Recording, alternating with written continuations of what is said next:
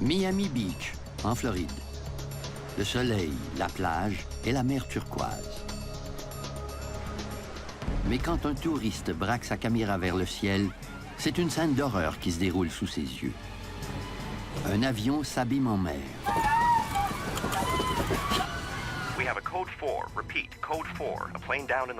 J'ai tout de suite compris que c'était un avion de la compagnie Chalks qui s'écrasait. Il s'agit du vol 101 de Chalks Ocean Airways, qui était en route pour les Bahamas. Était-ce une collision avec un objet, un incendie ou même un acte criminel? Let's notify the FBI. La précieuse vidéo pourrait bien fournir l'explication. Can you enhance that for me? Une compagnie aérienne réputée pour sa sécurité a commis une erreur fatale. Mais les enquêteurs mettront des centaines d'heures à la déceler. Bingo.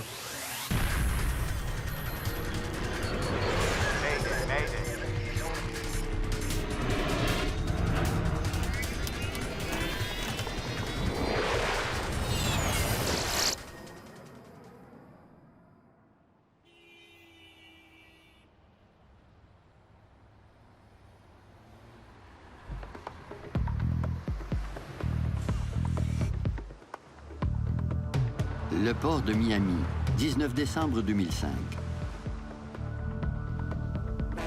De gigantesques cargos et navires de croisière font toujours partie du décor. Mais un autre appareil, beaucoup plus petit celui-là, fréquente assidûment le port. Les hydravions de Chalks Ocean Airways décollent et atterrissent sur cette voie navigable achalandée. Aujourd'hui, le vol 101 de Fort Lauderdale fait une brève escale à Miami avant de poursuivre sa route à destination des Bahamas. Feather propellers. Check. Shut down engine number 1. Shutting down engine number 1. La compagnie dessert deux destinations aux Bahamas. Bimini, où le vol 101 doit se poser cet après-midi, et Paradise Island. Ladies and gentlemen, this is your captain speaking. We're just making a short stopover here in Miami to pick up a couple passengers. We apologize for the delay. We'll be on our way again soon. Welcome aboard.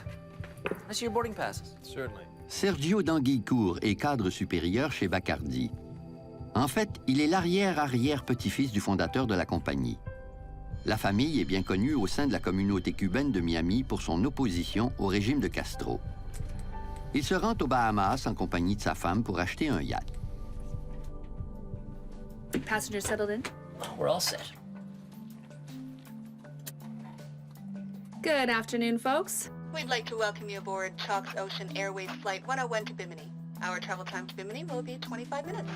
Hope you enjoy the flight. Let's have the startup checklist, please. Roger.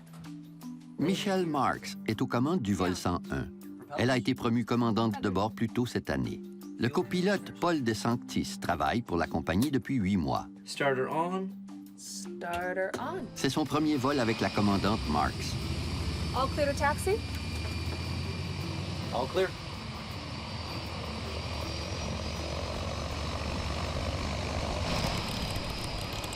Le Grumman Mallard est un biturbopropulseur.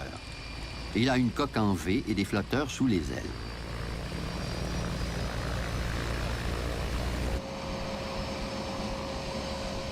Il peut transporter jusqu'à 17 passagers. Avec son train d'atterrissage escamotable, l'appareil peut se déplacer aussi bien sur la terre ferme que sur l'eau. Gear coming up.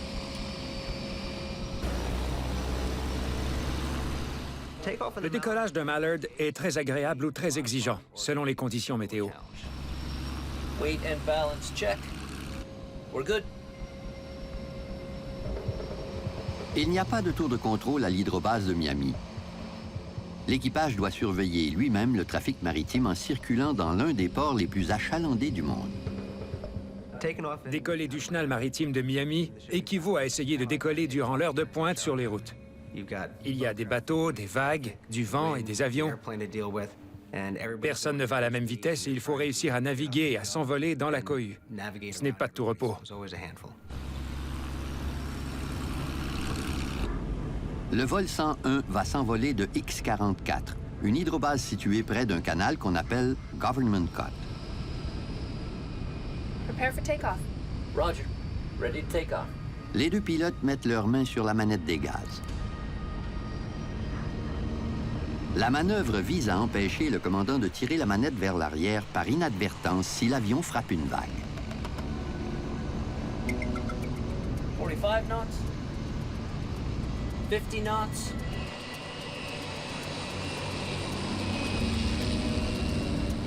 Voici le moment favori de la plupart des passagers, le décollage. Moitié hors-bord, moitié avion, la sensation est grisante. 75 knots. 80 knots. Pour les pilotes, l'accélération à travers les vagues est souvent l'étape la plus difficile du vol. Cet avion est difficile à piloter au moment où il passe sur le redent, avant de quitter la surface de l'eau pour s'envoler. Sur une mer agitée avec de grosses vagues, c'est un défi de taille.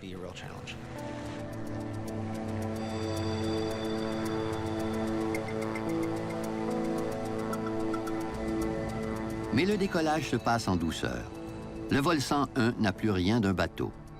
Il s'agit bel et bien d'un avion en route pour Bimini. Il est 14h38.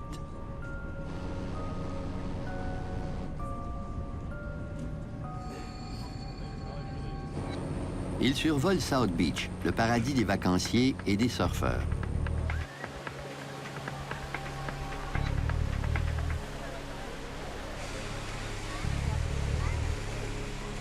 Après moins d'une minute de vol, le Grumman Mallard a atteint une altitude de 150 mètres, bien au-dessous des nuages.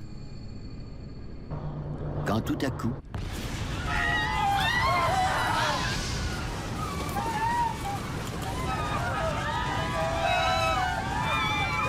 l'avion effectue un virage brusque avant de plonger vers la mer. Les pilotes ont à peine le temps de se rendre compte de ce qui se passe. Leurs efforts sont vains.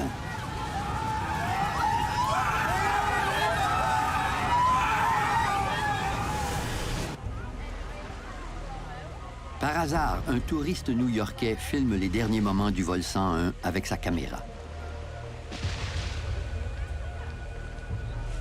60 secondes après le décollage, l'avion s'abîme en mer.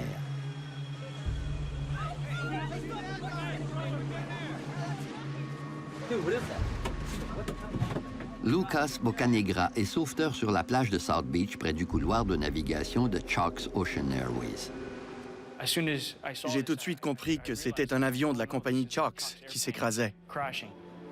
We have a code 4. Repeat, code 4. A plane down in the water. This is Lucas. We're launching the jet ski. Les deux sauveteurs sont les premiers à tenter de porter secours aux occupants de l'avion.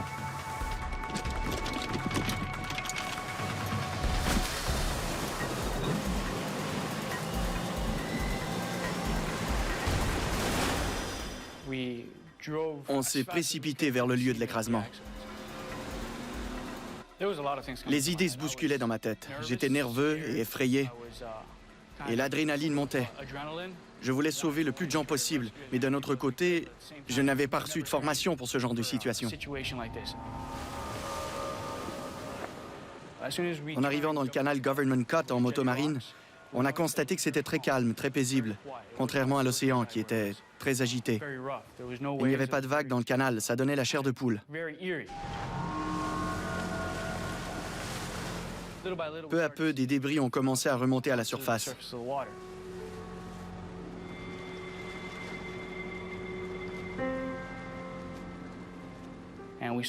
On a vu des sièges, des bagages, et tout à coup, on a aperçu un corps dans l'eau. On a installé le corps sur la motomarine, et en voyant ses blessures, on a compris qu'il n'y avait plus rien à faire. À partir de ce moment-là, on a essayé de retrouver le plus de corps possible pour les ramener à leur famille.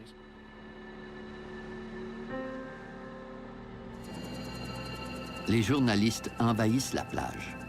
Chalk's Flight 101 plummeted into the channel in full view of tourists lining Miami Beach. Even a fraction of a second, the whole plane was engulfed in flames. Black smoke and then an explosion. Pure fire in the sky. It was so surreal, we couldn't believe that we actually witnessed that.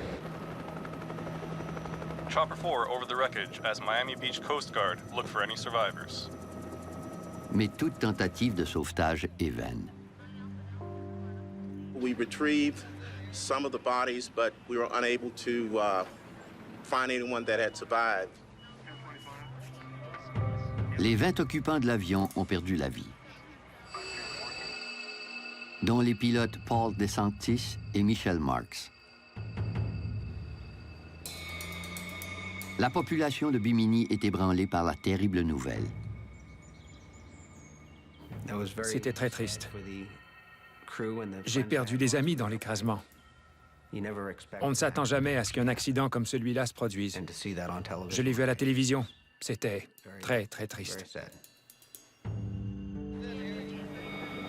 Quelques heures plus tard, les enquêteurs arrivent sur le lieu de l'écrasement, où 19 corps ont été repêchés.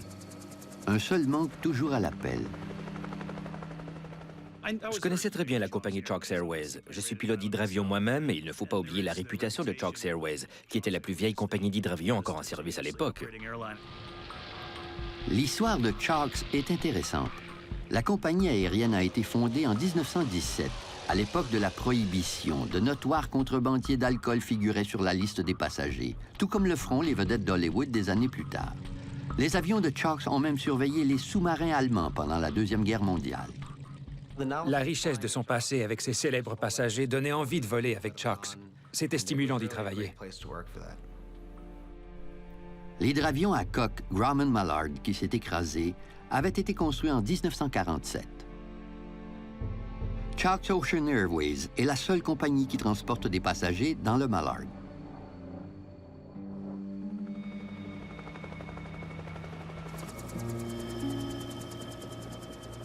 Les équipes de sauvetage retrouvent la boîte noire de l'avion. Les enquêteurs l'envoient au NTSB à Washington.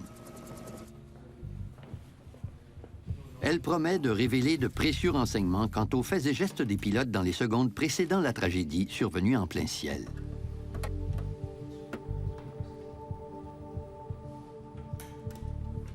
Dans toute enquête, on espère ardemment retrouver les enregistreurs de données de vol et de conversation de poste de pilotage.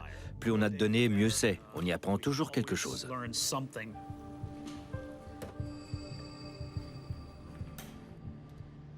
Mais Bill English est conscient qu'il n'obtiendra pas toutes les données souhaitées. OK, thanks. Le seul enregistreur à bord du Mallard est un enregistreur de conversation de poste de pilotage, ou CVR.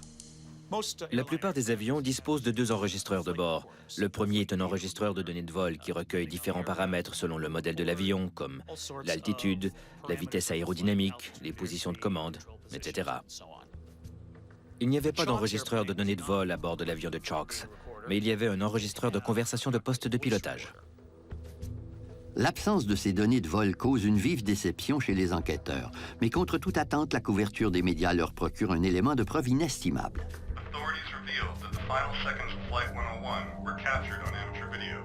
The dramatic footage was shot by a tourist on South Beach. Let's get a copy of that video.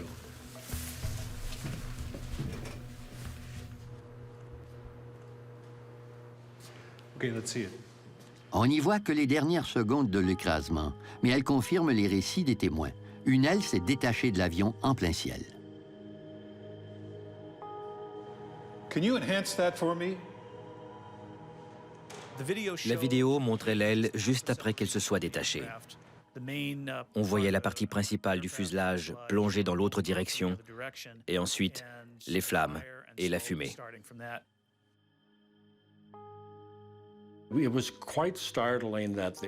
C'était très surprenant comme accident. C'était une journée magnifique. La mer était calme au décollage. Et tout à coup, l'aile s'est détachée de l'avion. Quelle horreur!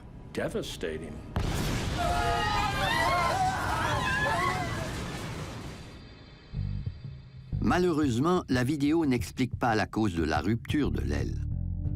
La réponse à cette question se trouve peut-être sur le lieu de l'écrasement, où les équipes de sauvetage s'affairent à repêcher les débris du vol 101. L'aile droite du vol 101 de Charles Ocean Airways est repêchée non loin du reste de l'avion. Elle est pratiquement intacte. De nos jours, il est extrêmement rare qu'une aile se détache d'un avion. Depuis 20 ou 30 ans, les accidents du genre se comptent sur les doigts de la main.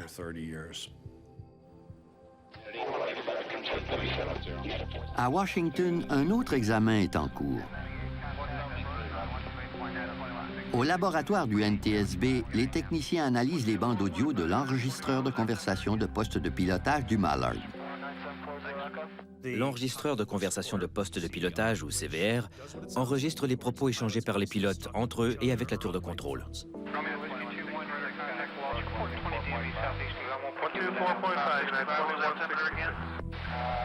Mais les enregistrements sont inaudibles. Les techniciens ne parviennent pas à extraire d'informations utiles. Comme un bon vieux magnétophone, la tête d'effacement n'avait pas effacé les vieux enregistrements.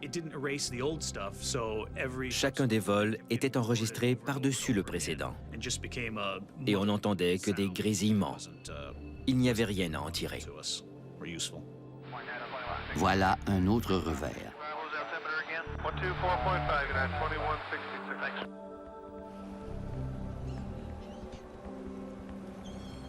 Les enquêteurs ont de moins en moins d'outils à leur disposition. Bill English avance l'hypothèse voulant que des turbulences d'une rare violence aient provoqué le détachement de l'aile de l'avion. Mais ça ne concorde pas avec les conditions météorologiques qui prévalaient le jour de la tragédie. Aucune tempête ne pouvait avoir causé d'aussi fortes turbulences. De toute évidence, il faut chercher une autre cause à l'écrasement de l'avion. Une autre possibilité est envisagée. Le Mallard aurait-il heurté quelque chose dans l'eau avant de prendre son envol? Les hydravions ne décollent pas d'une piste ordinaire. Ils circulent d'abord dans l'eau, où des morceaux de bois ou d'autres débris peuvent causer des dommages structurels à l'appareil.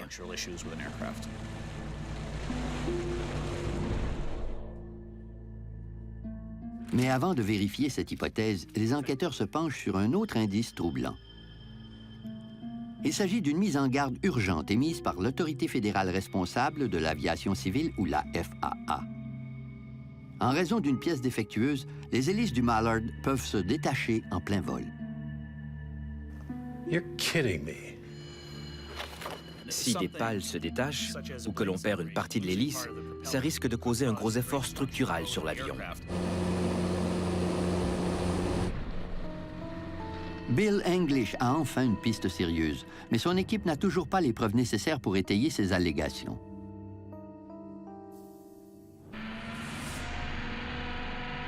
The entire island is devastated by the loss of life as investigators searching for answers wait for more wreckage to be pulled from the sea. Au poste de commandement du NTSB à Miami, on tente d'identifier les différents fragments de l'appareil et les autres débris de l'écrasement. Les hélices sont soumises à un examen minutieux dans l'espoir de confirmer les soupçons soulevés par la mise en garde de la FAA.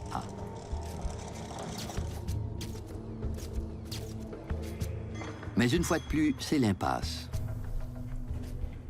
On a conclu que toutes les pales étaient solidement fixées et que la courbure qu'elles présentaient correspondait à celle attendue quand les pales entrent en contact avec l'eau. Encore une fois, les enquêteurs sont de retour à la case départ. Les enquêteurs se concentrent maintenant sur la fameuse aile. Ils ont remarqué qu'elle était maculée de suie à certains endroits. Voilà la preuve qu'un feu s'est propagé rapidement. Il fallait trouver le facteur responsable de la rupture de l'aile. Était-ce une collision avec un objet, un incendie ou même un acte criminel? Les traces de brûlure soulèvent une terrible hypothèse, celle d'une explosion causée par une bombe.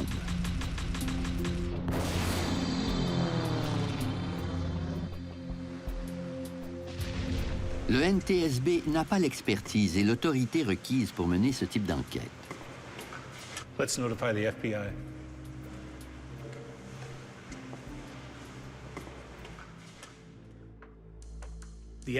Le FBI collabore à plusieurs de nos enquêtes. Leurs experts nous aident à confirmer ou infirmer le terrorisme ou l'acte criminel comme cause d'un écrasement. S'il s'agit bien d'une bombe, la cible était certainement l'un des 18 passagers.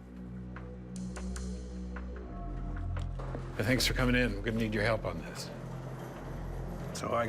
Un nom ressort sur la liste des passagers, Sergio d'Anguillecourt.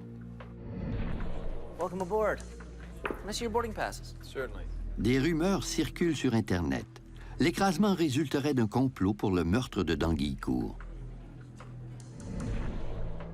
Sa famille a fait fortune à Cuba avant l'arrivée de Castro au pouvoir.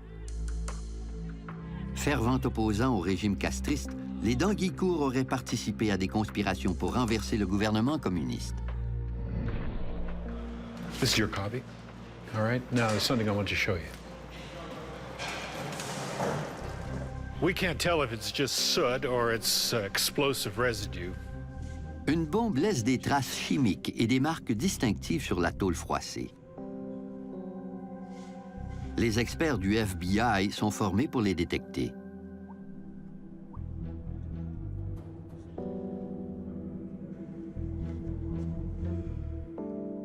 Les échantillons recueillis seront testés au laboratoire du FBI à Quantico, en Virginie.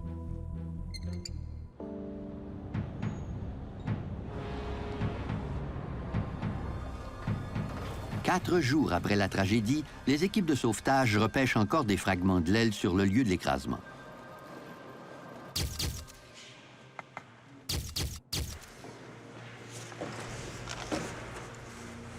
So we need everything that looks like it come from the right wing.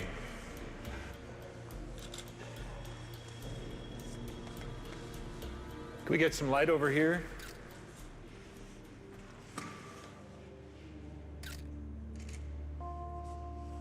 Overstress. La plupart des dommages constatés découlent de fractures de surcharge, à des endroits où le métal a littéralement été déchiré quand l'aile s'est détachée. Come here. That's the sink. Quand le métal subit soudainement une tension jusqu'au point de se rompre, la cassure laisse un rebord rugueux. Il est facile de la distinguer d'une fissure qui se développe peu à peu au fil du temps. Cut this from here to here and get it to Clinton, Washington. On a examiné le longeron d'aile droite et d'autres composantes sur place, dont les locaux de la garde côtière et à l'hydrobase. Mais ce n'était qu'un examen visuel. On ne disposait pas des instruments sophistiqués de nos laboratoires. Ils identifient les pièces à envoyer au laboratoire de Washington, où ils espèrent qu'un examen plus poussé permettra de comprendre ce qui a provoqué la rupture de l'aile. Hey, Clint. Clint, we're sending you as much of the wing as we have your way. Yeah, okay.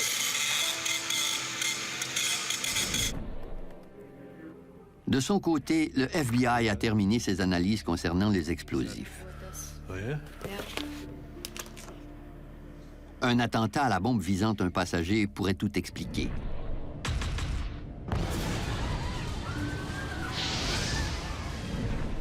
Mais les débris ne portent pas la moindre trace de résidus d'explosifs. Okay, so that rules that out.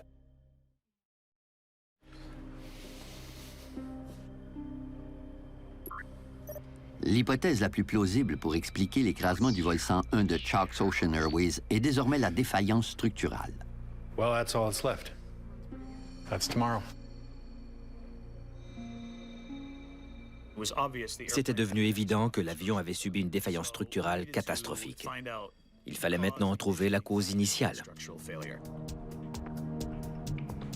L'enquêteur veut en apprendre davantage sur la longue histoire de ce Grumman Mallard. Dans n'importe quelle enquête sur un écrasement d'avion, on examine le carnet de maintenance, à plus forte raison quand l'appareil a 60 ans. Il faudra des jours pour revoir le contenu des 28 boîtes de dossiers.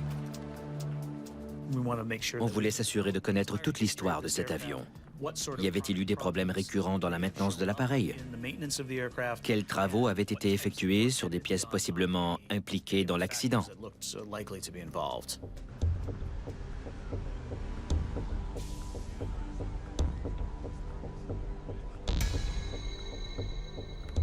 Clint Cruikshanks est un enquêteur spécialisé en structure au NTSB. Au début d'une enquête, on essaie de garder l'esprit ouvert, en laissant l'épave et les débris nous raconter eux-mêmes ce qui s'est passé. On tenait à examiner l'ensemble des pièces de l'aile droite pour tenter de déterminer si la défaillance était liée à l'usure du temps ou si elle avait plutôt été causée par une surcharge de structure. Comme sur la plupart des avions, les ailes du Mallard sont en alliage d'aluminium. Des longerons forment l'ossature de chacune des ailes sur toute la longueur. Entre les longerons se trouvent des lisses qui fournissent un support supplémentaire. Ensemble, ces pièces forment ce qu'on appelle le caisson de voilure, qui sert également de réservoir de carburant. Et par-dessus toute cette structure se trouve le revêtement, qui donne un profil aérodynamique bien lisse aux ailes. L'ensemble de ces composantes permet aux ailes de supporter la charge de vol. Il ne s'agit qu'une seule de ces pièces présente problème pour que la capacité de supporter la charge normale de vol s'en trouve compromise.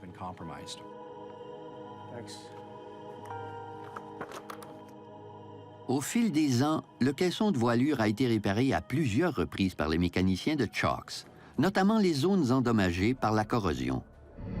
Ce n'est pas inhabituel pour un vieil avion, surtout un hydravion. Comme leurs pistes se trouvent sur l'eau, leurs charges au décollage et à l'atterrissage sont différentes de celles d'un avion ordinaire. Sans oublier l'effet corrosif de l'eau sur les hydravions. Mais en examinant les autres avions de la flotte de la compagnie, les enquêteurs sont surpris de constater que les Mallards sont dans un état lamentable. Corrosion repairs. Corrosion. Corrosion. Corrosion. Corrosion. Corrosion repairs. Lots of them. De gros problèmes de maintenance touchaient non seulement l'avion accidenté, mais la corrosion avait envahi tous les appareils. On a trouvé des preuves de négligence dans l'entretien de l'ensemble de la flotte. Une section de l'aile droite inférieure attire l'attention de Clint Cruikshanks.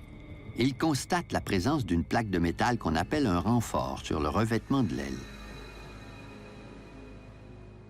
Un renfort est une simple feuille de métal qui recouvre le revêtement et permet une meilleure répartition de la charge. C'est un deuxième revêtement qui répare une fissure, exactement comme quand on rapièce un jean.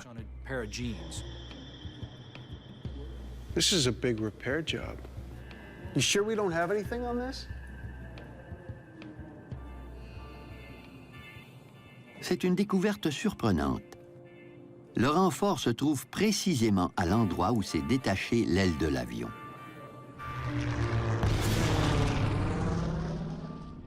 En examinant de plus près cette section de l'aile, Clint Cruikshanks remarque que les rebords sont lisses et lustrés. Ça ne concorde absolument pas avec les rebords rugueux des autres débris. We gotta see what's under this. Cette fissure n'est pas le résultat d'une surcharge. L'expert soupçonne plutôt qu'elle s'est formée graduellement en raison d'une fatigue du métal. La fatigue du métal se produit quand n'importe quel morceau de métal, que ce soit un longeron d'aile ou autre, est soumise à des phases de compression et de décompression de façon répétitive. Par exemple, quand on plie et déplie un trombone plusieurs fois, il finit par se casser. La fatigue du métal sur les ailes d'un avion survient au fil du temps avec l'accumulation des années de vol. Dans ce cas-ci, chaque fois que l'hydravion s'envolait, l'aile subissait une contrainte, celle de la portance qui permet à un avion de décoller. Et chaque fois qu'il atterrissait, la charge sur la structure de l'aile était allégée. Ça revient encore à l'exemple du trombone qu'on plie et qu'on déplie. Clint Cruikshanks est impatient de voir ce qui se cache sous la plaque de renfort.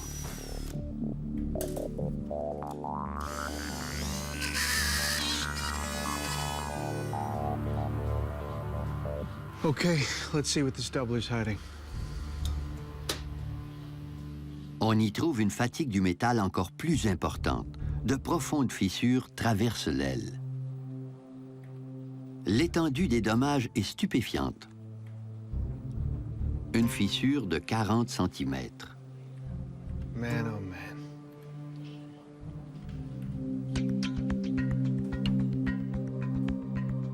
En poussant plus loin son examen, Clint Cruikshanks fait une autre découverte troublante. 3 machined holes in the skin forward of the leading edge. All 3 appear to be stop drill holes. Ces trous indiquent que les mécaniciens de Chalks ont tenté d'empêcher les fissures de s'étendre davantage. Des années auparavant, un mécanicien avait remarqué une fissure sur la surface intérieure de l'aile.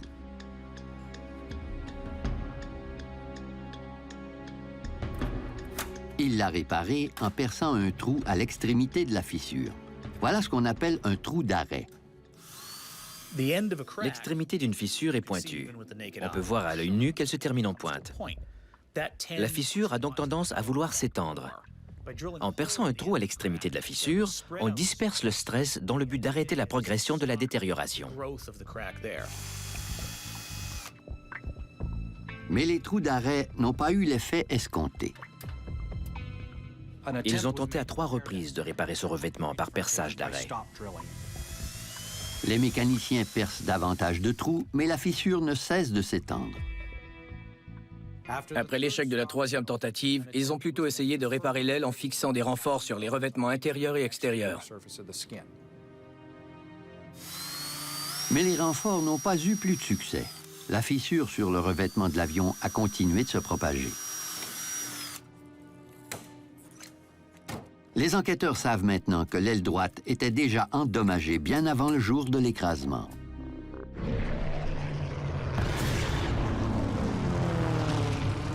Mais ils ne comprennent toujours pas pourquoi la fissure n'a pas été bien réparée. Les enquêteurs du NTSB découvrent que l'hydravion qui s'est écrasé à Miami Beach présentait des problèmes dont la gravité dépassait largement les fissures sur son revêtement. L'appareil de Chalks avait depuis longtemps un problème récurrent de fuite de carburant. Depuis plusieurs années, en fait. Selon le carnet de maintenance, des fuites de carburant sur l'aile droite avaient été réparées à maintes reprises. Mais le problème revenait sans cesse. Les équipages ont commencé à déceler des fuites de carburant à répétition lors d'opérations courantes. On a prévenu la direction parce que ça nous inquiétait. 2 jours avant la tragédie, le problème s'est reproduit. En faisant l'entretien périodique du Mallard, un mécanicien a remarqué que du carburant s'écoulait de l'aile droite. Ils tentaient toujours de régler le problème en refermant hermétiquement les réservoirs à carburant, mais la fuite revenait de façon récurrente. La procédure pour colmater une fuite consiste à appliquer un enduit d'étanchéité à l'intérieur du réservoir vide. L'enduit prend 1 journée à sécher. L'avion peut ensuite être ravitaillé en carburant et reprendre du service. Ces fuites auraient dû éveiller les soupçons. La fissure sur le revêtement de l'aile n'était que la pointe de l'iceberg. La structure interne de l'aile présentait un problème beaucoup plus dangereux. Les fuites de carburant sur cet avion en particulier révélaient l'existence d'un problème dans la structure de l'aile. En fait, en 1963, le fabricant Grumman a diffusé un bulletin de service pour prévenir les mécaniciens que les fuites de carburant récurrentes étaient signe d'un problème de structure de l'avion.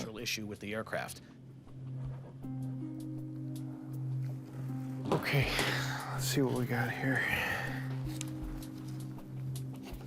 Clint Cruikshanks examine les pièces du réservoir de carburant de l'aile droite. Some kind of sealant. Il se demande pourquoi les fuites de carburant ont persisté malgré les efforts répétés pour les réparer. Okay. Hand me that scraper, please. Thank you. Sa réponse se trouve dissimulée sous les multiples couches de scellants. Bingo. Il trouve des fissures sur une potence essentielle qu'on appelle une lisse à profil en Z. C'est la pièce à laquelle le revêtement est directement rattaché. All right, will you finish cleaning this off and then get some pictures, okay? Thank you.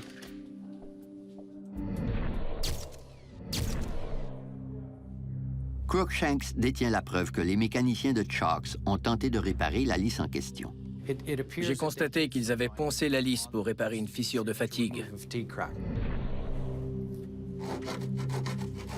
Par contre, ils n'ont jamais vérifié si leur réparation avait tenu le coup. Ils ont simplement appliqué un scellant chimique sur la section pour empêcher de nouvelles fuites de carburant. Mais ce faisant, ils ont consolidé le problème. Les mécaniciens de Chalks ont fait des efforts répétés pour réparer l'avion, notamment en perçant des trous d'arrêt pour freiner les fissures du revêtement et en ajoutant des renforts par-dessus les fissures. Mais ils n'ont jamais réglé la source du problème, la lisse à profil en Z fissurée. Mais la raison pour laquelle ils n'ont pas pu le faire, c'est que la lisse était recouverte de scellants. La lisse défectueuse a affaibli l'aile en entier. Le revêtement de l'avion absorbait les tensions à chacun des décollages et à chacun des atterrissages. Avec le temps, le revêtement a commencé à se fissurer lui aussi. Le dénouement tragique était inévitable. La fissure de fatigue a atteint un seuil critique et l'aile s'est finalement détachée de l'avion.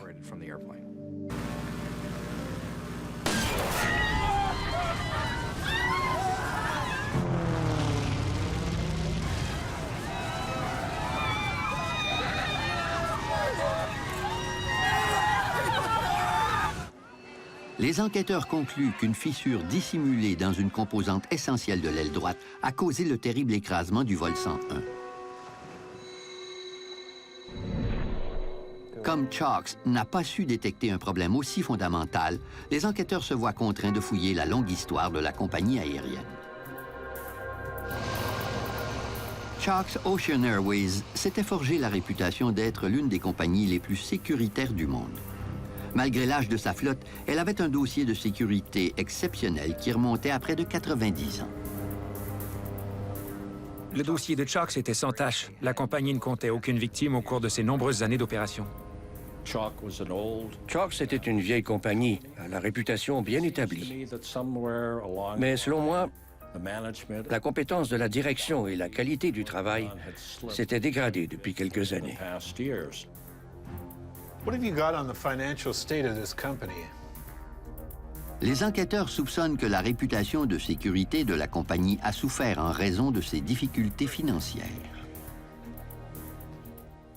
Pour une petite compagnie aérienne, les problèmes d'argent ont des répercussions à plusieurs égards. Les mises à pied sont souvent les premières économies réalisées. Un examen de la situation financière de Chalks révèle des ennuis. Dans les années 80, la compagnie a changé plusieurs fois de main avant de déclarer faillite en 1999. La compagnie aérienne a repris vie grâce à un homme d'affaires de Miami, mais elle ne cessait de perdre de l'argent. À peine quelques mois avant l'écrasement, une dernière tentative pour vendre la compagnie a échoué. Not doing so well. Ce n'était un secret pour personne qu'on avait des ennuis financiers. Les pilotes ont subi des réductions de salaire et les commandants de bord ont fait des concessions. Il y a eu beaucoup de mises à pied.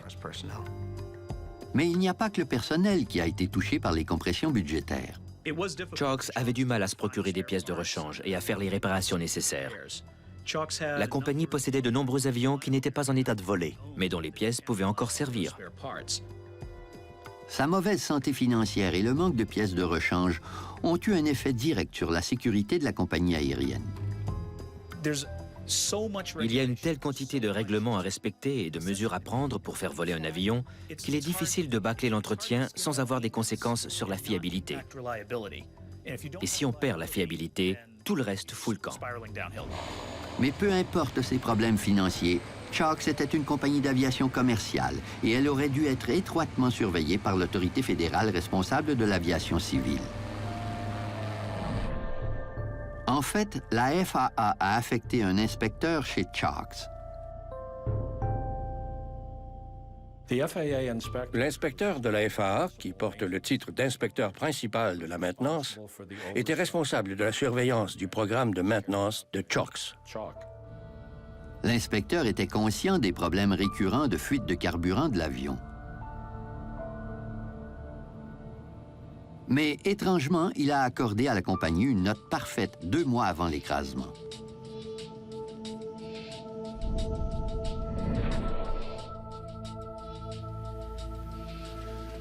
What was this guy doing?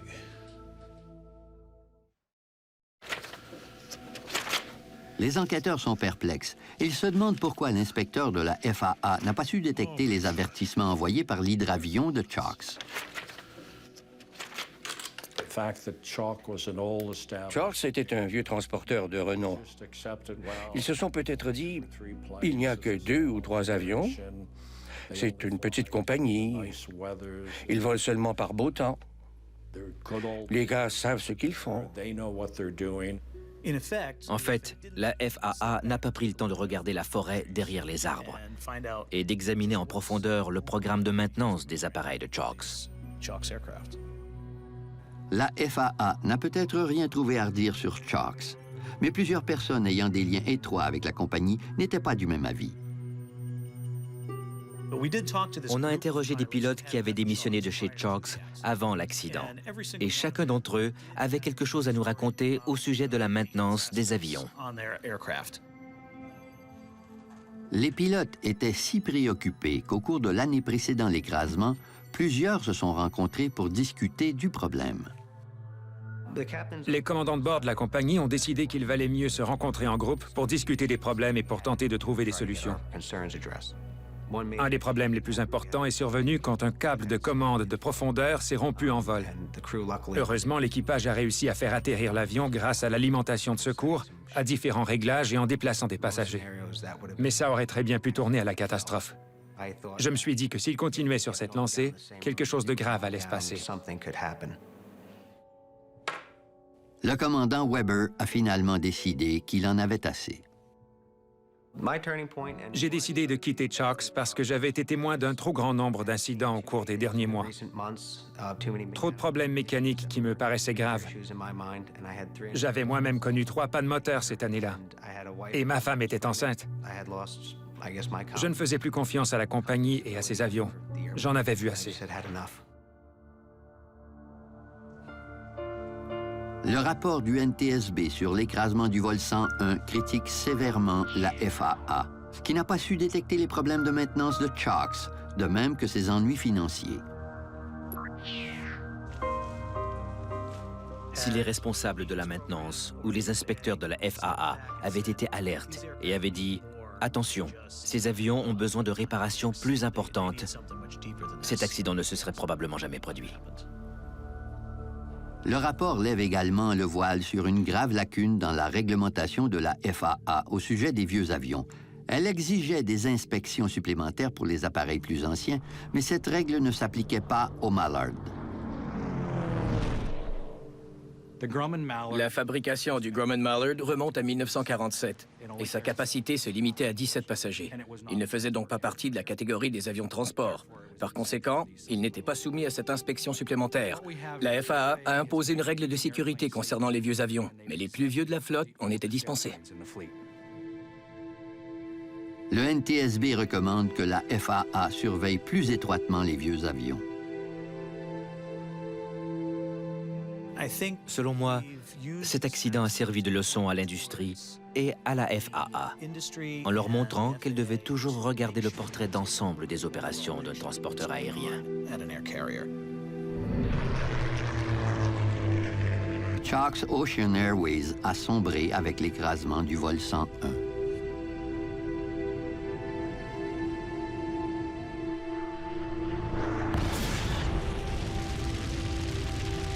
Quelques mois après la publication du rapport d'enquête, la compagnie aérienne a cessé ses activités.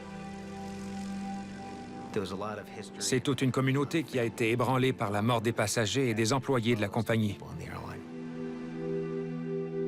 Pour tous ceux qui y avaient déjà travaillé et pour tous les passionnés de l'aviation, c'était doublement émouvant de voir la compagnie disparaître en même temps que l'avion.